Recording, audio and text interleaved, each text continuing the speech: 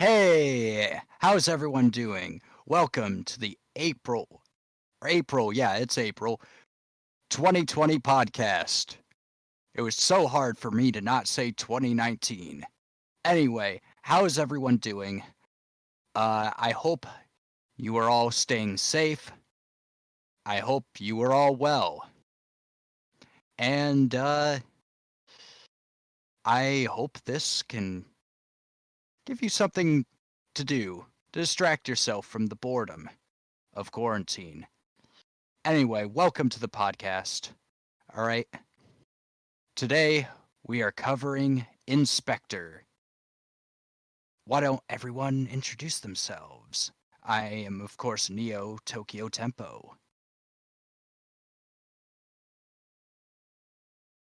My name's Lois, or Striker Red. Hey, it's RJ. I go by Red Baron. All right. All right.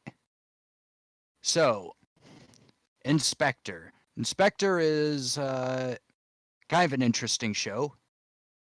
It stars a girl named Kotoko, and she, after being kidnapped by spirits, she ends up becoming the goddess of wisdom, so they call her. And her job is to solve disputes between spirits. And she falls in love with a boy named Kudo. Kudo. And all the spirits fear this boy because he is part mermaid and part some other creature. Kudon. The ox. Kudon. It's an ox with a human face. Yeah. Well, And let me say one quick thing. The mermaid in he consumed the meat of a mermaid and the Kudon, and they both have human heads. So his soul now appears to have a mix of all three, human, whatever. yes. And they both go around solving the various problems that the different spirits are sort of having, the disputes and stuff. Can I say something real quick? Kotoko is basically a mediator, so it's like a peacekeeper. Yes, exactly. So, I don't know, let's jump right into it. What did you guys think of the animation art style? It was good. I liked it. The kind of reminded me of Durarara in some ways because like the dark alleyways and stuff like that from time to time. Oh. Yeah, I didn't make that connection. Yeah, it's mostly nighttime during the show, and they definitely use the darkness to their advantage. And it definitely adds to the sort of spiritual atmosphere.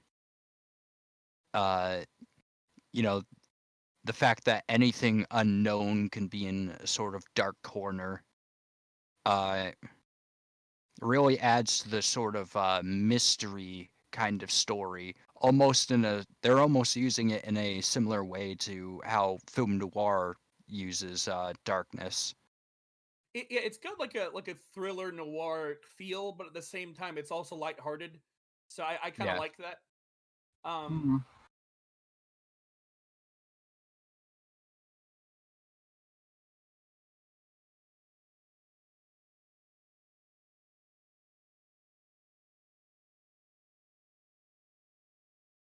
Oh yeah.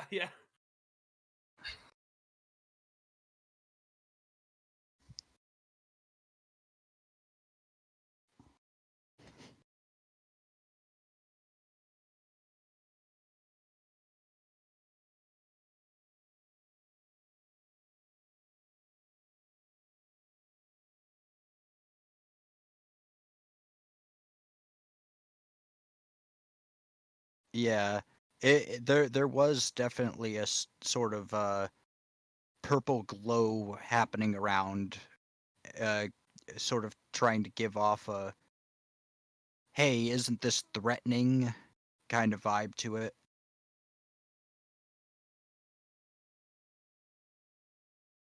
RJ.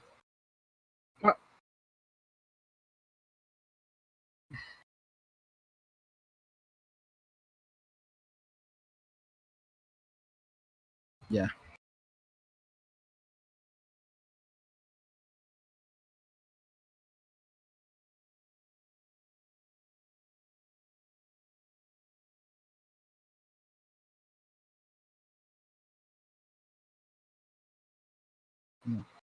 Yeah, when it popped out, it was like, have you seen those Russian dolls when they pop open? Yeah. I've seen that in cartoons a lot. Just like it's like a goofy animation of stuff popping up. In the intro, her eye popping out was goofy, and then when she comes across I forgot, is it the ex-girlfriend, the one who's slightly older than the main character? That would be Saki. Yeah, so Saki comes across her years later, and she's taking on Steel Lady Nanase, and her leg gets popped off. That was kind of goofy. Like that animation is goofy. I like the rest of it, but stuff like little tiny details like that, just it was weird. There is something else that kind of bothered me, and it's one part of the scene that, honestly, the punching scene from episode 3 came off as pretty slow compared to other episodes in regarding animation, because a punch is supposed to, if you're getting glassed in the face, it's gonna come at you at full speed, not like a little touch. Yeah. I did like I did like the fact that the anime was quite bloody. Um, that's something you don't really see much of in modern anime, and I quite like it because one of the things that got me into anime way back in the day was just how over the top edgy some of the shows were, because anime that was airing in America, during the early 2000s was a lot of like edgy 90s anime, and it even borders on body horror when when like the blood starts sucking back into Kuroko's body, or not Kuroko. What's his face? Kuro. Kuro's body. Um, and it is something, however, that's copied almost wholesale from Bakano. Um, Interesting fact. and I feel like it was done better in Bakano, mostly because it was full on body horror in Bakano, where the people's heads were being like blown to pieces and their entire bodies ripped apart into a million pieces Yeah, brutally. fucking And jumping. then they would and then you would see the blood start to come back up and their bodies just mending back together in a very graphic way. Whereas this, it was a lot more tame. It was still cool. So the gruesome animation you're mentioning, like 80s and early 90s anime, they're very detailed about it. Like if a character exploded, you would see innards and like organs flying around. One anime which I grew up with was Outlaw Star. Towards the end, without spoiling, towards the end, a character gets hit with a bullet. Like there's these like magical bullets, because it's The basically, caster shells. yeah, yep. So without going into too much detail, they're basically these bullets that have mystical elements to them, and one of them created a small black hole. Like a character gets shot with one and is getting torn inside out, and you can see like intestines and innards and stuff. See, I haven't seen like violence like that in a while. Like another one's MD Geist, but I won't get into it. So what Neo Tokyo is saying, that also caught my eye, and I'm surprised at how like Kuro would get hit and then, or like he get severed in half. His body would just reconnect again, and his blood would come right back into his body. Like that was interesting. Yeah, it's extremely tame. It's tame compared to when Bakano does the exact same thing, and it's extremely tame compared to the shit you'd see in 90s anime. But it's still a nice touch nonetheless. Anime has been very cutesy for a long time, and while that's not necessarily a bad thing, I do miss the body horror and the edginess. Neo, mind if I mention something real quick? It's regarding the animation studio that is responsible for Spectre. It was done by a company called Brainspace, which also did Bakano and Durarara, among other anime. And the one we reviewed last month. Yeah, with the one we reviewed, they're the guys who animated My Romantic Comedy Snafu. Ah. Yeah, these are the same guys.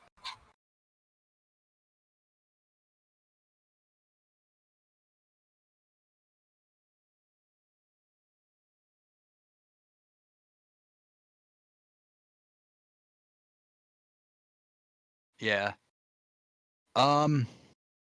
Otherwise, the action scenes they're done decently enough. The character modeling is good. I feel like though I do feel like if you turned Kudo into a silhouette, you wouldn't be able to recognize him as Kudo. Kotoko, on the other hand, you'd definitely be able to recognize her in the silhouette.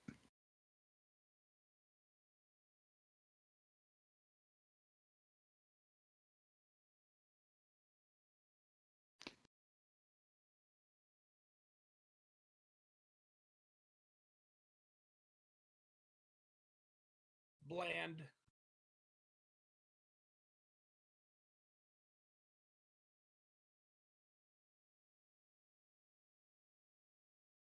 Yeah. He's yeah, he's relatively unassuming until you dig into him.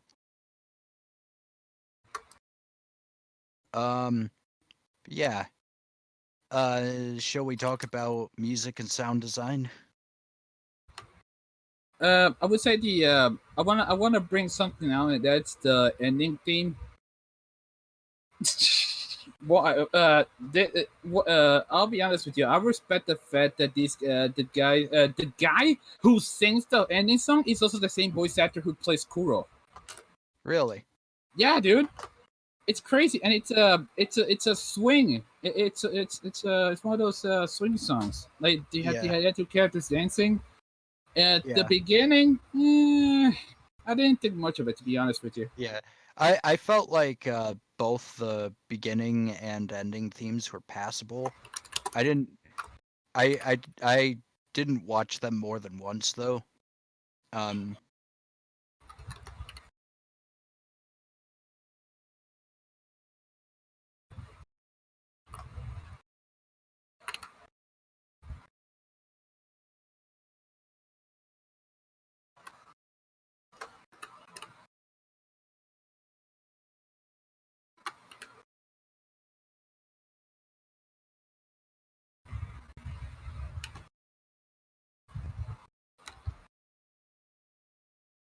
Yeah.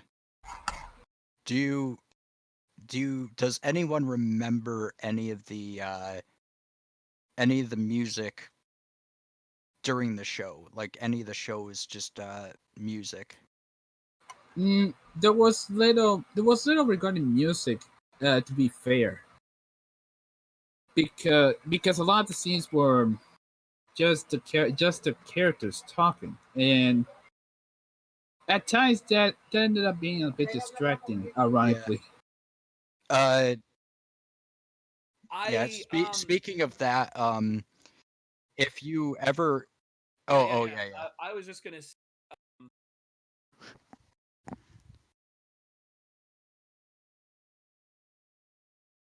Yeah, sorry, my microphone. Oh gosh darn it! It keeps this. Nope, I'm good. Yeah. It just kept unplugging. My apologies. So I was saying, while I did like the animation, I can't say the same for all of the writing because I am familiar with some Japanese mythology. I'm like by no means am I an expert, but I am familiar with some of it. And the this is a problem with live action movies, both in the East and the West, and TV shows. There's a limited understanding of how the internet works, and I don't know if that was the thing with the writer. But towards the end, when Iwanaga, Kodako, when she's trying to dispel, like do an exorcism over a friggin' internet forum, that kind of threw me off. I just thought that's not how internet forums work. It's not a courtroom. You're not presenting evidence. You have a bunch of people yelling at each other. Yeah. I did think her plan of weaving several narratives at the same time was pretty clever, and I think it could work in a real internet forum. Oh, it's But ingenious, yeah. you wouldn't be able to do it in the way that she was doing it. Yeah, I know. See, You sorry, go ahead.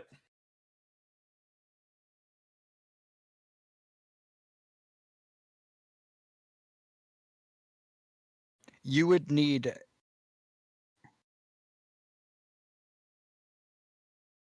you would need more than 8 or 9 different accounts. You'd need 8 or 9 people using them at the same time. And I don't want to go too far into how ops are done, but Yeah, well, yeah. Aside from the sock puppet thing, here's the other thing. There was these couple people that were constantly correcting her, like the guy who almost got hit in the very beginning. He's driving on a bridge and he almost gets into contact with Steel Lady Nanase. Lewis, we can hear you typing, by the way. Anyways, so he jumps in. He's like, "Hey, no, she's real. I saw her with my own eyes. I almost hit her with a car. Blah blah blah." See, one or two people interjecting, that's normal. But given how a bunch of people jumped at her with how the internet works in real life, they wouldn't just stop to listen to her next piece of evidence. They'd just be like, "Shut up. We've heard enough." That's how a lot of people would react. It's not how it was presented. I don't know. That part was just silly, but like her argument was really well done. But internet's not a courtroom; it's a forum.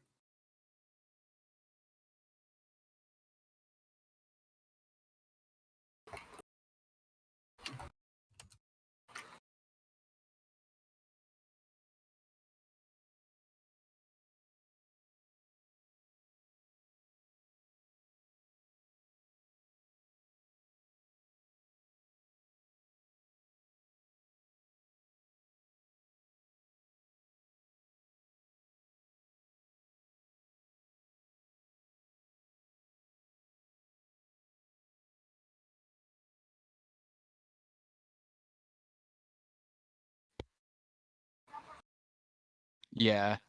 She was on satellite it internet does too. it does it does kind of work though, because the people that are on at that time, the ones that do believe it can spread it themselves.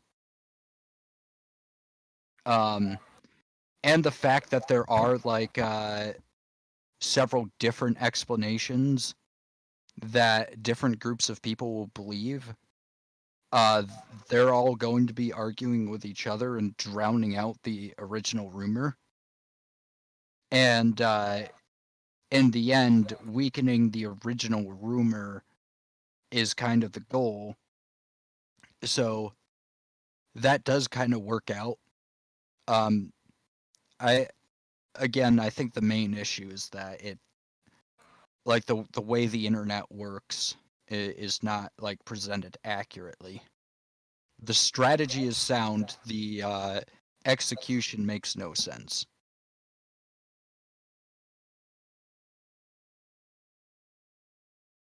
I'll be honest with you. This the forum itself kind of looked like some bullshit thread from ads. Yeah, If it now that looked I think like about it, it looked like something out of either GeoCity. It looked like something out of GeoCity or like early Japanese internet forums, which are very similar to like 90s to like early 2000s US forums. Just having like a text-based chat underneath that's outdated.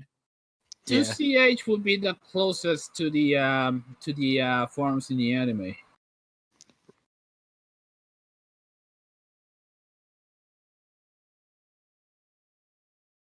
Oh. The creator of the novel.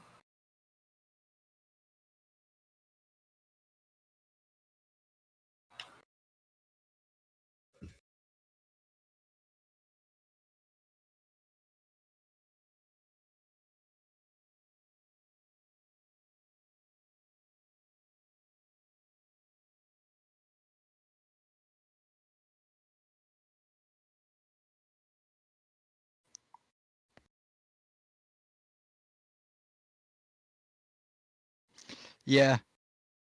There, I think the issue with talking about something that's mediocre is there's not technically anything wrong with it.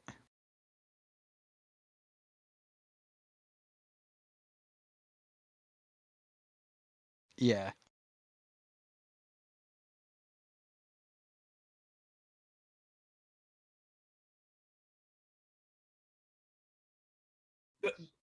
That squishing sound effect when Kuro got hit, I forgot.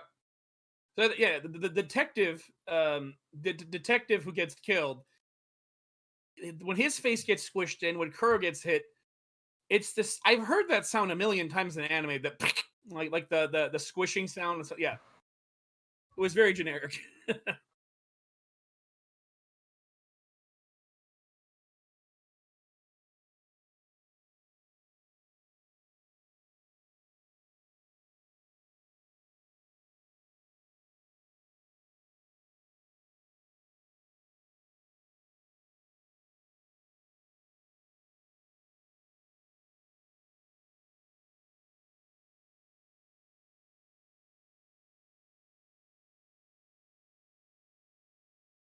yeah.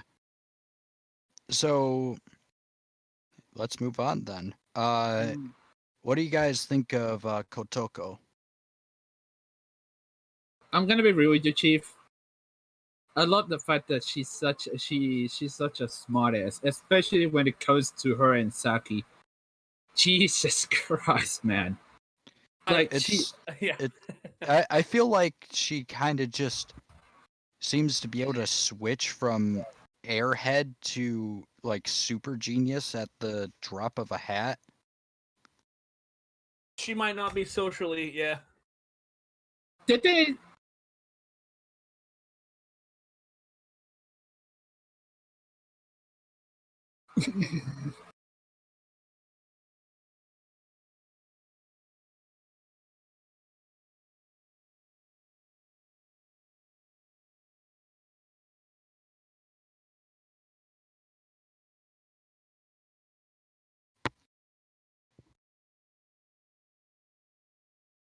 Yeah. Which does to an extent make sense because I mean she did get, when she was a small child, she did get kidnapped with spirits, and when So that happened, I was she hold on. I've been meaning to say this really quick. Hold It's on. not kidnapping, I'm in it's the middle spirited of away. oh my. Um She did get kidnapped by spirits, and she ended up whatever happened. She ended up losing her eye and her leg, and I'm sure that was extremely traumatizing. Two quick things. I was going to say one quick thing. Two quick things. One, it's the term is spirited away. I'll get into that after we're done with this. That's why I put it aside. Two, she actually had a very strange reaction because when she was found and taken to the hospital, her leg was healed.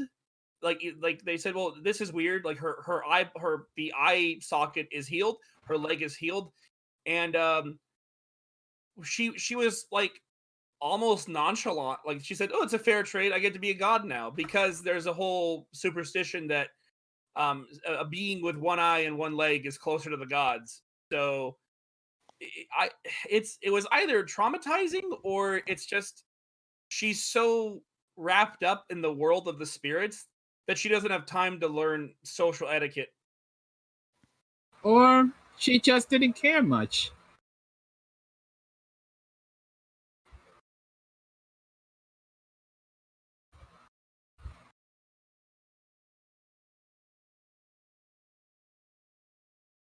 Yeah. They even yeah. They even reference the fact that it makes no sense for them to be together, that they have no compatibility. Like when they visit his cousin, his cousin says she's definitely not your type and you two aren't a good match, and he just goes, "Yep."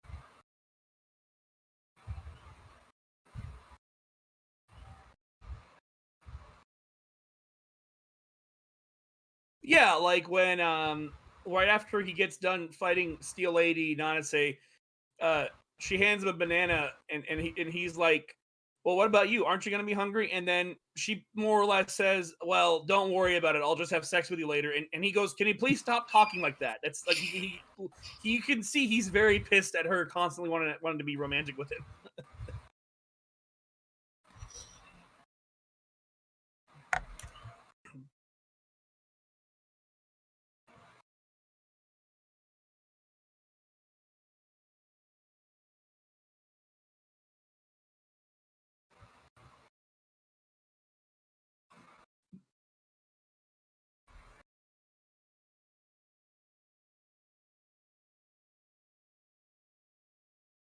Well,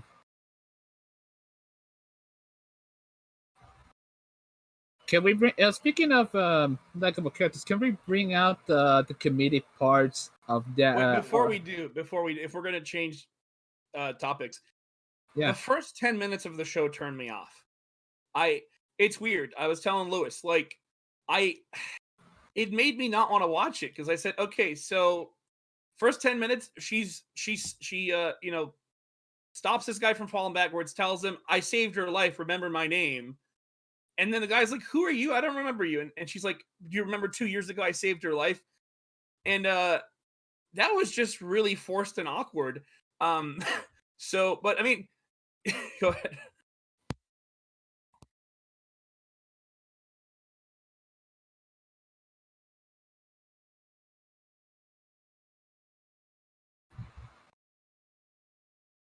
According to her wiki, Agreed. she is a terrible liar. At times, like she's a really terrible liar. I did find for the most part she was pretty entertaining. She's energetic. She's funny. Um, there's and sometimes her stalkerish stuff is pretty funny too. Like when she's showing Saki the pictures she has with He Kudo. looks miserable. He looks Yeah, miserable. yeah. And she's just like, look how happy we are together. There's just a shadow over his eyes.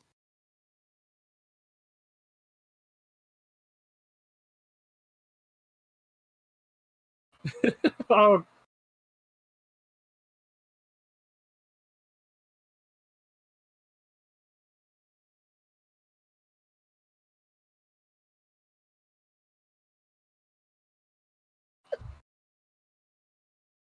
oh, Yeah. I'll be honest with you. I actually agree. When I saw that part where Kuro sprays Kotoko with an insane amount of butt spray, the first thing that came to mind was, just gonna hit him with the old Toppy gun spray. Hey, real quick, let me jump in. If I may, two items I need to get off the plate. One, so the whole Spirited Away thing. In Japan, and I got this from a channel I watch every now and then called Linfamy. His channel mentioned a couple of different tales of children being spirited away by spirits. Like the movie Spirited Away, that term comes from that. The Japanese, I forgot what period it was, they believed that children were a gift from the gods.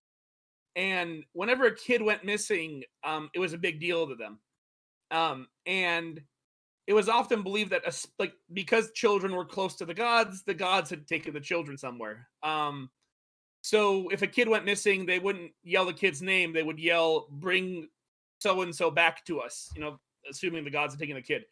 Now, her being spirited away was very interesting because I don't know why she was picked. That's never mentioned. Like I'm gonna go into Kuro's background, but her background, it's never mentioned why the spirits chose her. They just said, "Hey, will you be our goddess of wisdom, or our inspector, basically, like the person who mediates things for us?"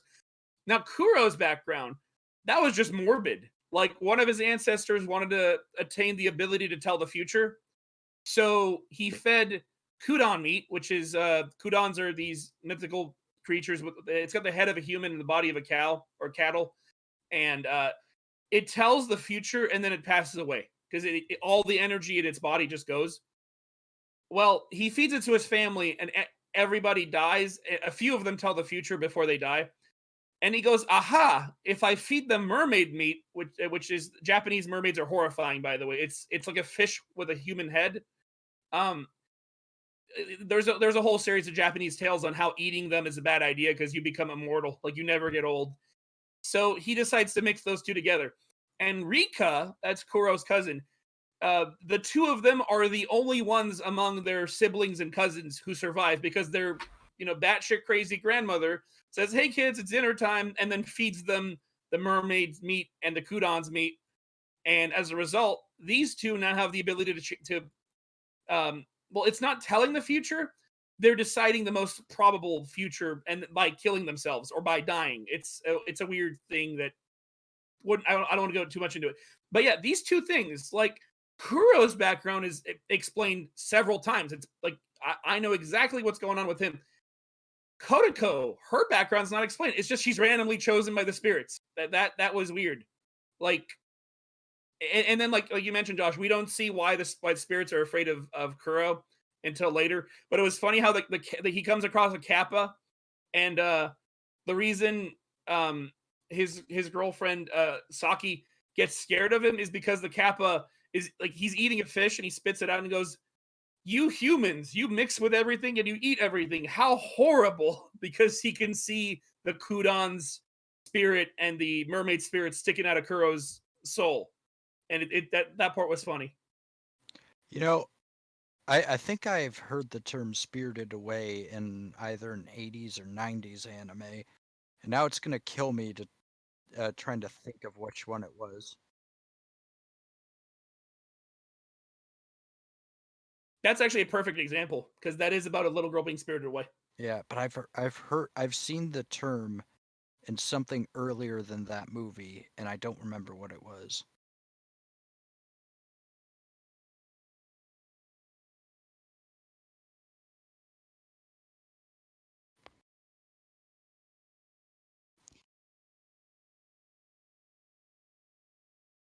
Uh,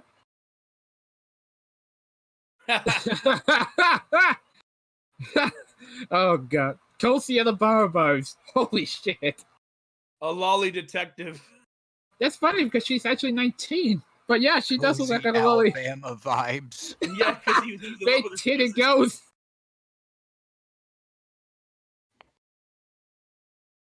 Yeah. Oh, Yeah. speaking of. And that was our review of Inspector. Good night, everyone. In We 4 should panels. we should talk about Saki. Saki's relationship with Yes, Kuro. yes, we should.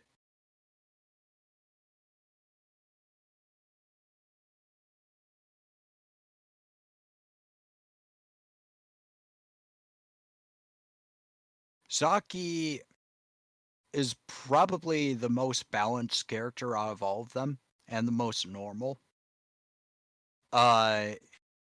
She was, of course, dating Kuro before the series starts, and she breaks up with him because after she finds out what he is, she finds him terrifying.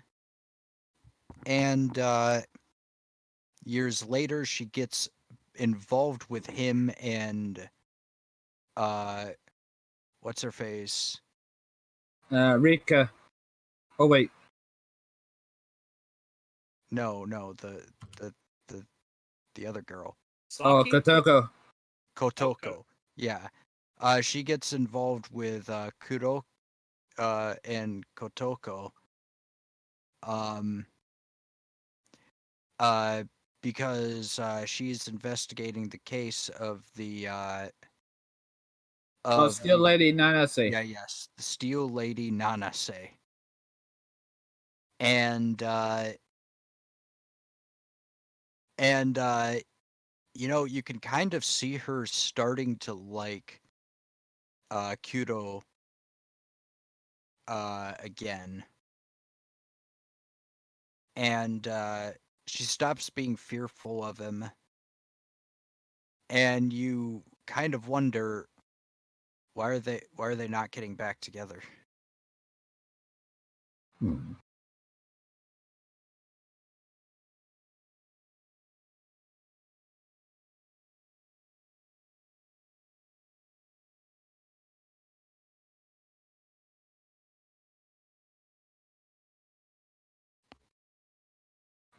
You're a fucking freak, basically.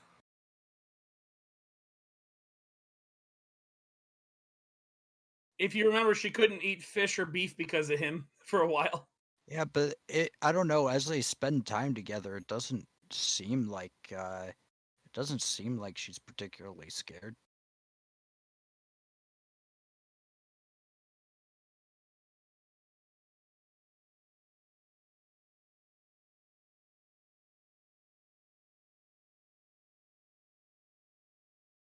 Yeah.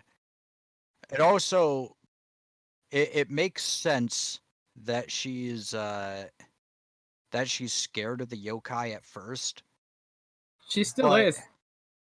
oh yeah, it makes sense that she is at first. But after a while, after seeing friendly yokai like several times, uh she's still scared of him. Like the cat yokai comes into the car, and she freaks out, and it's like you've been talking to friendly yokai for a while now. And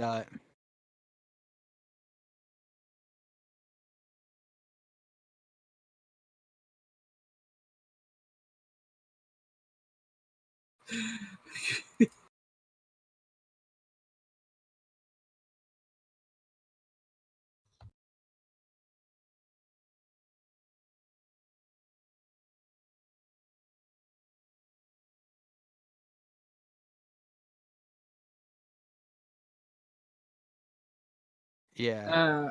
Well, it's kind of weird because like she freaks out for a little bit, and then the plot kind of demands that she drives the car, and then she stops freaking out. Who was it? I want to bring something out real quick regarding the Skeletor, but who was it? The only one who was listening to that spooky, scary skeleton song whenever that motherfucker would appear. I think that was only you. Yeah. So I definitely did not. Yeah, no, I have to agree with him. Real quick, so Saki being freaked out by the yokai was kind of funny, especially when they go to Nanasei's murder / suicide scene. And they ask a ghost, "Hey, did you see what happened?" He's like, "Yeah, I was here."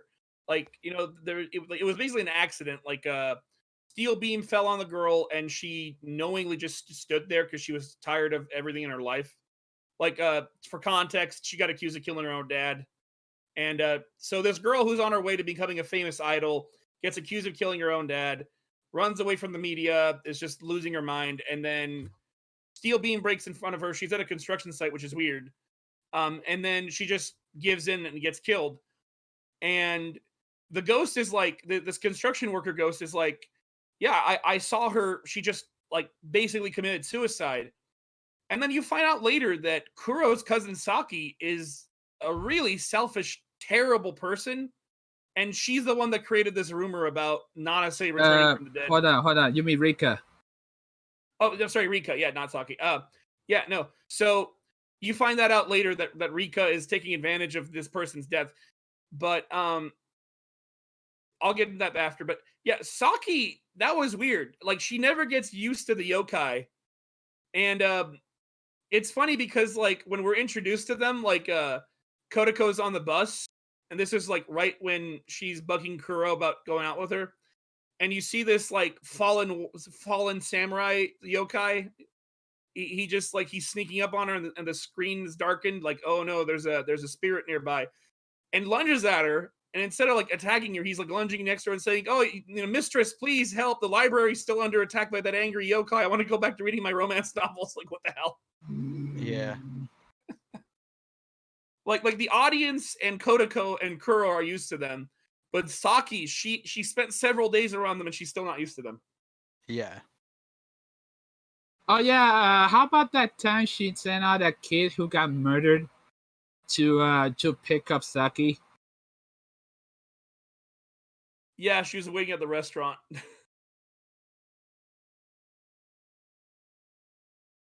There wasn't much reaction from that.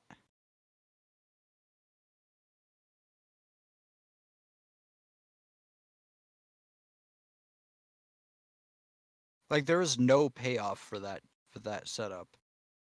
Like, almost none. All right. Also, So if any of the viewers are planning on watching this show, prepare to sit through a lot of dialogue. very much, this show is very dialogue heavy. It's insane at times. This show is 95% dialogue. It is. I don't think I've ever seen a show that's just more dialogue heavy than this. Like even in Katekano, where they're doing narrations over montages, often several times an episode. It is not like it is not does not even come close to this.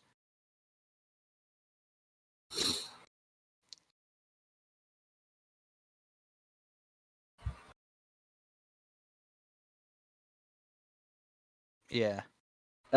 Mind if I put my 2 cents in this? Sure. Regarding that, I'll be honest. This was more of a personal test regarding patience, because unless you're not patient, you're gonna fucking hate the show. I was at this point when I went to drop it, but I decided, you know what? I gotta finish this. I have no other choice. Yeah. It's very, very slow paced. And it really shouldn't be. It's considering it's 12 episodes. Yeah, but it's full of filler. It's brutal at times. That's what I hated the Yeah, most about the show. that's the thing is like there's only like one major event that happens in the show, and almost the entire show besides like the first few episodes covers this one event. That's the that's the Nanase event. Yeah, the investigation of the death of idol Haruko Nanase. Yeah. And like it makes sense for an anime that's like 100 or 200 episodes long to have like so like 10 episodes or so, like 9 or 10 episodes dedicated to a single arc. It doesn't make sense for anime that's like 12 episodes long.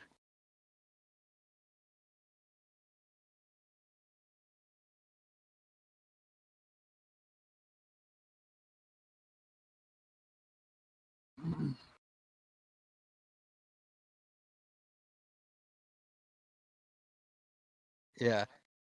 Yeah, it was like first of all, why does the snake care that much? And second of all, um she goes through an explanation. It's like, all right, she explained it. Okay, but that's not what happened. And then she goes through another explanation. It's like, okay, yeah, but that's not what happened. Oh, episode's over, by the way. Next episode, she goes through an explanation. Oh, that's not what happened. Okay, but this is what really happened. Let me explain it. And then she explains it, and it's like, okay, is that what happened? No. No. Like, is that her superpower? Just being able to BS people? Yeah, basically. So the snake, see in the Japanese version, he's a swamp god. In the English dub, he's a mountain rain god. Mountain Basically, god. yeah. Mountain god who causes raining. Anyways, he actually doesn't cause raining either. He even says it himself. He said people would leave sacrifices for me, thinking I could cause it to rain. To be honest with you, I'm not the one causing the rain. It just happened to happen. Like, anyways, what I was saying is he felt disrespected. That's what the deal was. He said, if you're going to leave me a human sacrifice, why does it have to be like the rotting corpse of a middle-aged businessman? Like, he just threw it in the water without even like presenting it to him, and he just felt insulted. That's why the snake thought it was a big deal. Yeah, the snake was saying how much it tastes really bad. Okay, so Kotoko's abilities is deduction. That was it. Yeah, but it's like she could have just told him if she knew.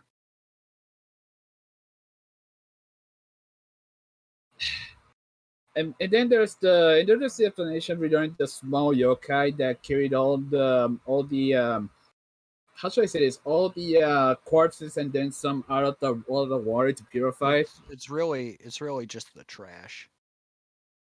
Yeah, because but there was a part where the chick who killed him says that she also tossed a baby she aborted or something like that. Yeah.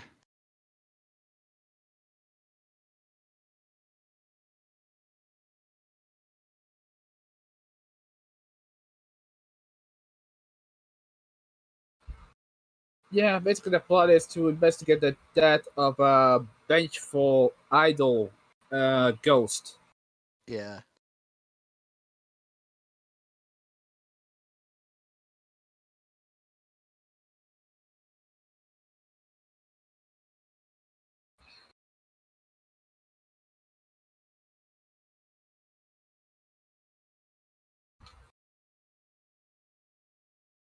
Wait, so who here watched the whole thing? Who here watched it from 1 Me. to 12? I did. But I think Will did it as well. We all did. I watched till episode 9, that I ran out of time.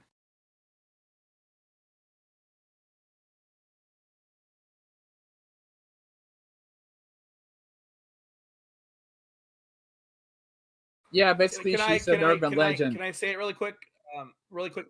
So to explain it without going into the religious subcontext, basically, Steel Lady Nanase isn't the actual soul of the girl who committed suicide. It's a living rumor. It's basically all like this the negative energy of all the rumors forming its own personality and shape. And Rika, the cousin, she helped create it because she painted an image of what she had in mind, put it on a forum, and said, "Hey, did you guys know about this girl's soul? She died a couple months ago, and now she's going on a rampage across town at night." And because people started believing it, the rumor got more and more powerful. That's the entire point of her going on that forum. I'm sorry, of Kodako going on that forum and saying, "No, this isn't a ghost. This is a plot of some sort." And then she comes up with 3 different theories of who could be behind it. And ultimately, it's a lie that helps kill the ghost. Like, the exorcism is through a lie.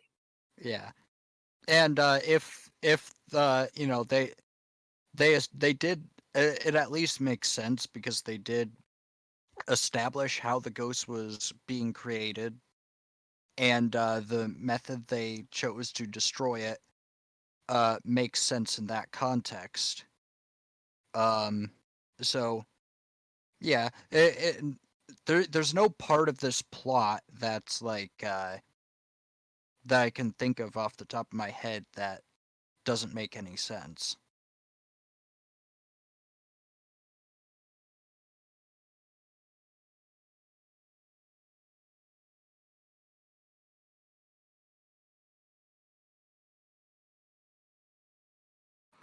Three volumes actually. That's not very long. No. 3 volumes? Wow, that's small. Yeah, dude. 3 volumes.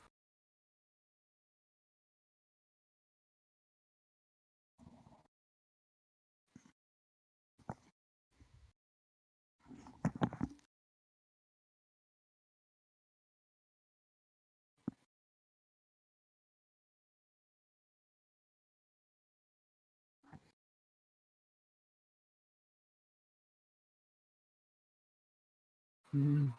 Yeah. You know, you notice that whenever Rika kills herself, she gets like she gets like a sexual satisfaction out of it. You guys ever notice that? That's not a sexual satisfaction. That's ecstasy from seeing the future. Why I do you have know. to do that? dude. I was watching Rain, Daughters of Nemesis, and it kind of happened. Okay, anyways, it's the Kudon meat. So the Kudon tells the future as it dies, but the way that Kuro explained it is what he and Rika have is if they die violently or if they kill themselves and come back, they're able to grasp a piece of the many branching futures and pick the one that makes more sense. So in a sense, they're kind of changing reality. That kind of confused me because, like Rika kept killing herself over and over while they're trying to exorcise the ghost. They're able to change reality, but only, or change the future, but only within reason. Yeah.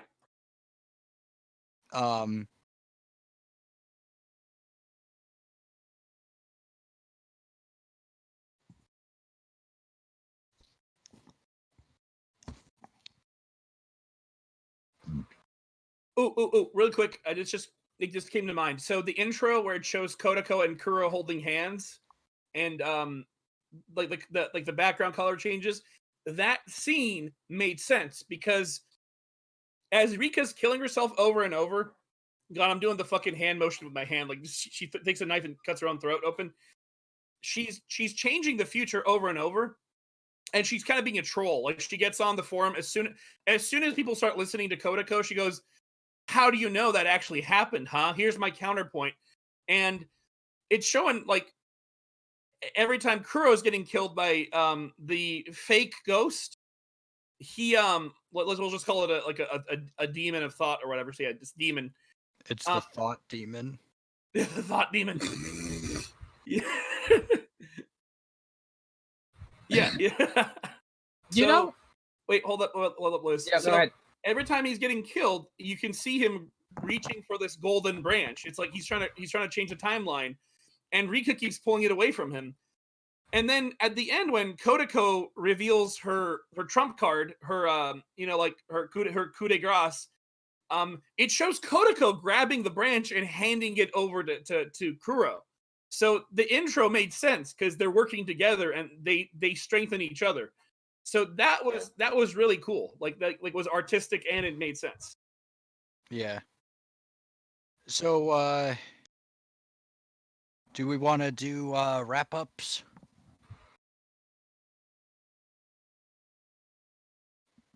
Go for it. Sure.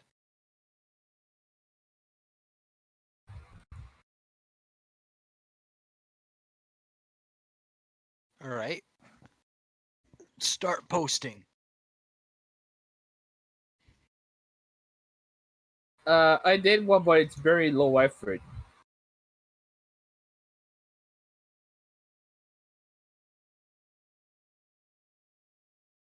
Oh god, that fucking face. Me, go this literally.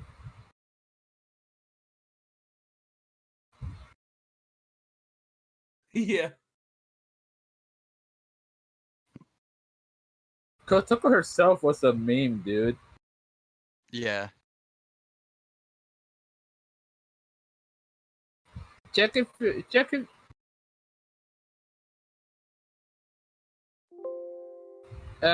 if there's one regarding the thought spray. Yeah, that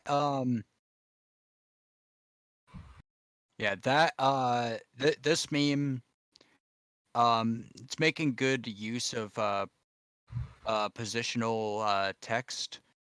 It is a little vanilla. It feels a little Reddit. But overall it's fairly effective. I do kind of feel like it's that Tom and Jerry meme where Tom is where you know Tom you have this meme where it's like me doing X thing and then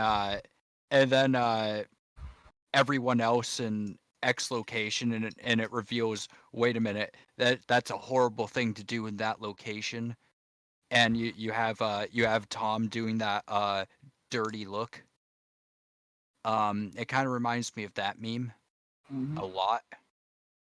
But otherwise it's a pretty bog standard positional text meme. Well, there's also this one I found. Bruh. Yeah. Yeah, that needs to be it I don't know, that needs to go through quite a few levels of deep fry before that's funny. I need to say her design kind of threw me off. Like it's very like cheerful. It's almost like Lewis and I realized it's kind of like Cardcaptor Sakura almost.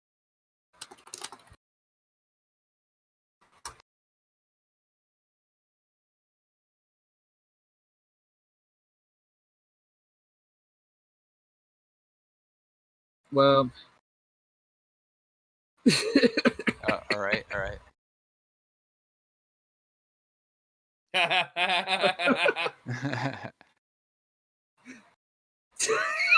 Yeah.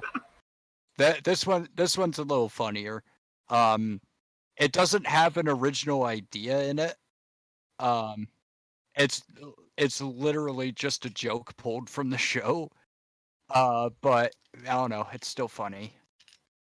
Honestly, I'd probably rather look at this meme than watch this show.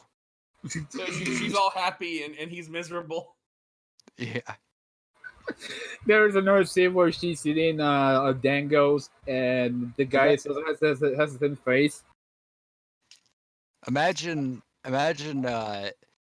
like you make an entire show, and the best thing that comes out of it is this image. I wish there was more like supernatural elements, you know, like kind of like how Durarara had that All right. stuff. Yeah, that's the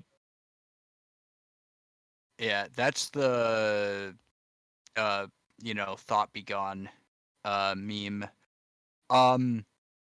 I've seen the same thing being done with Zombieland Saga when the main character of that is being sprayed with like Lysol or something. And then let's see. Me open bar at wedding, me my liver, me my brain. The brain is very optimistic, the liver is not. Yeah, that's I don't know, that's an average night in quarantine, ain't it? Speaking of magical girl influence on Kyoko's design.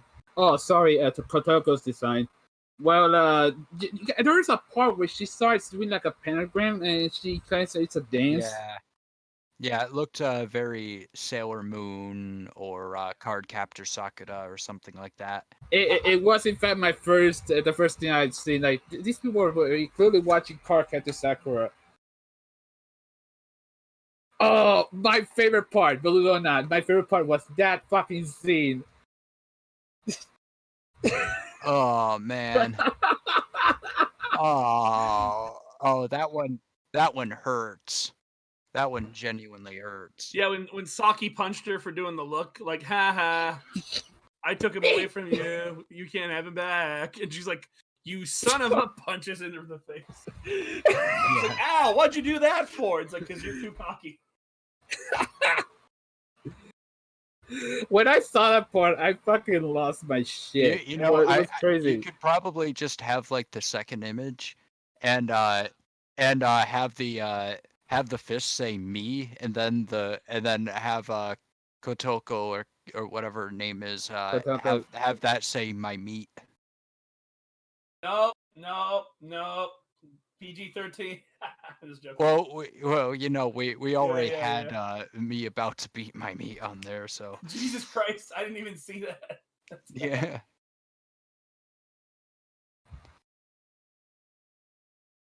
But this was a fun one though. Oh no, don't make me cry. No. But oh no, that was a depressing anime. Oh man. Not episode 10. Honey, it's 5 o'clock. Time to watch episode 10 of Violet Evergarden. I haven't seen Violet Evergarden yet, so. You haven't? No, dude.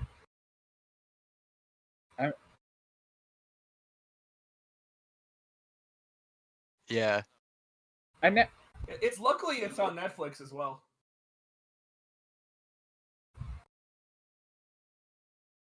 Coronavirus outbreak. Me who's finally leaving the house. By the way, did you guys feature my meme on the stream yet? Like the Top Gun one? Or, oh, never mind. Never mind. I kind of lost count. So, anyways, I was gonna say, I've been playing some Shin Megami Tensei for Super Nintendo, and I also have the Persona games on PSP and Vita, and I really liked how Kodako's pentagram and her design and stuff, it was more arcane. Like it wasn't like, you know, like Sailor Moon or Magical Girl. It wasn't like pink and orange and yellow. It wasn't these bright colors. It's got this cool blue, and her clothes look very like.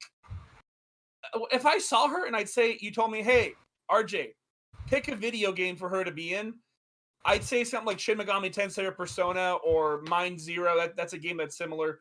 I wouldn't say, you know, Magical Girl or what's that other one? Precure. It definitely had Magical Girl power sequence. Yep. You know, like you know, like Moon Tiara action. Sort of More Prism power and all that shit. Well, Moon Prism power is the transformation. Moon Tiara action is when she throws the she does the power where she throws the tiara and it turns into a disc of pure energy and it kills the monster.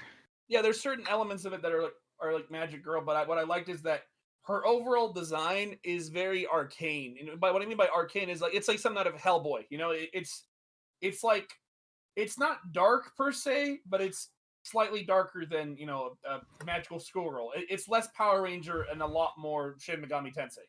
Yeah. So anyway, you think we should do wrap ups? Yep. Final thoughts? Yeah. Final thoughts. Oh, we gotta do the score as well. Well, one thing. I'll finish it, so we're not gonna do the score. How about this? All the three of you finished it. Why don't you guys do scores, and then I'll just abstain. There is something I want to mention first before anything else, but I can't be the only one who noticed that the guy who possibly created Kotoko clearly has a cripple fetish, because an amputee fetish, because there's a couple of scenes where she's like taking out her prosthetic and shit. I thought that's just the trend that's going around. You got friggin' Venom Snake from Metal Gear has a bionic limb. You have that Battlefield character with a bionic limb. But then I see in anime now. I'm like, but the thing is, I didn't know this was from the 2000s. I was like, wait, why does every character like Sekiro has a bionic limb? Everybody has bionic limbs now. Friggin' what's his name? Nero from Devil May Cry has a bionic limb. Dude, there's a part in that anime that Kotoko is like really awkward at times, especially when she said that she got deflowered or some shit. Oh. Which she mentions that without any hesitation to Saki. Right. Oh, all right. yeah. Josh, why don't you start your final thoughts? All right. So I don't know. I didn't hate it. I wasn't like the biggest fan, but it wasn't the worst anime we've watched. It was definitely very dry in the middle of it. There wasn't much that keeps you drawn in and makes you continually wanting to watch it, and that's a big fault. But the payoff for watching it is actually extremely high. So I would put it like it's really hard to say, because it's like I would say if you just judge the good episodes, it's actually a really good anime. But if you just have the entire thing as a whole, it's like average at best. There's too many drawbacks, while also having some of like the highest moments that I've seen in some recent animes. So I guess I would give it like a 7, but I want to give it higher for the ending, but I also want to give it lower for the bad parts. Like this one's actually hard. I'll give it a 7, knowing that the memes are really good. Striker. All right. This anime, as Josh eloquently put it, first and foremost, has meme material. Yes, especially when it comes to Kuro's cousin. Now, that being said, the first 4 episodes, they're actually good. And then the series starts picking up by episode 8. But unfortunately, it's that middle part that actually broke it for me. Like it broke me. I felt like I was being repeatedly punched in the face by a ton of words, like a fistful of punches, like shit, like punches. It's just so boring. But Okay, I need to other look than at it that, now. other than that analogy, the yeah, it has too much filler.